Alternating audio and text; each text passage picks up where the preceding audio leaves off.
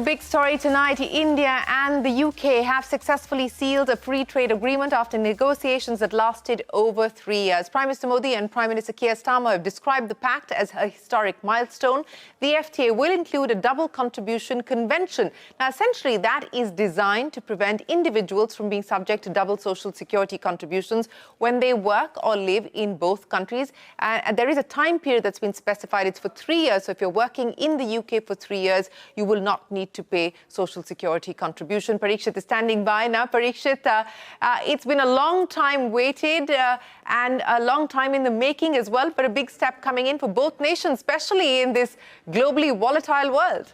Well, the statement coming in from Keir Starmer, the UK Prime Minister, is the fact that this is the biggest deal that UK has done after exiting the European Union. Clearly a big significance for both nations. Let's just tell our viewers exactly what has happened, what we know so far. 90%, almost 99% of products exported from India to the UK will now enjoy a zero duty benefit. So they will be exported almost tax-free. But this means that this is possibly going to be a graded duty reduction over a period of time. We are yet to see the fine print, but what we learn from sources is that the deal is lowering tariffs on goods like whiskey, advanced manufacturing parts, food products like lamb, salmon, chocolate, biscuits. It also agrees quotas on both sides for automotive imports. So we have to see the fine print on the automotive sector, for example. Is it a tariff reduction all across the board for both automotive components and vehicle OEMs? Or is it a graded reduction in tariffs only for a limited period of time, and that too for high-end cars? This was the ask from the industry. This was a proposal on the table. We have to wait and see what happens with that. But we do believe that there will be certain sectors such as textiles, such as furniture, sports, footwear, toys, clothing that are going to benefit from India. These are labor-intensive sectors.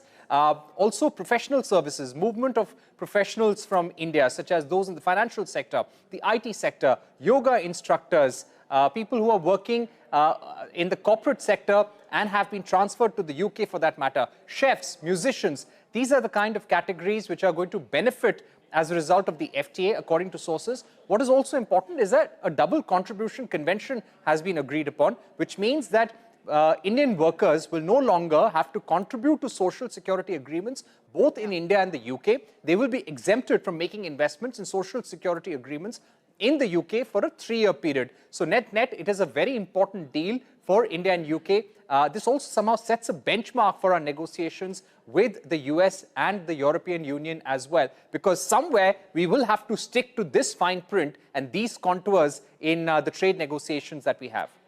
Yes, those, of course, negotiations are work in progress. This one has finally been done. Parikshit, many thanks for joining us.